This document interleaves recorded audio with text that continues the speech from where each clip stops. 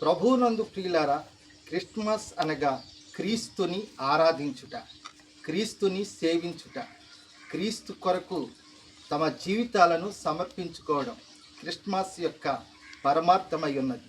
ఈరోజు చాలామంది జీవితాల్లో ఇంటి క్రిస్మస్, పంటి క్రిస్మస్, అలాగే కంటి క్రిస్మస్ వాళ్ళు డెకరేషన్ చేసుకుంటున్నారు. గృహాలకు కావలసిన వస్తువాహనాలు సిద్ధపాటు చేసుకుంటున్నారు.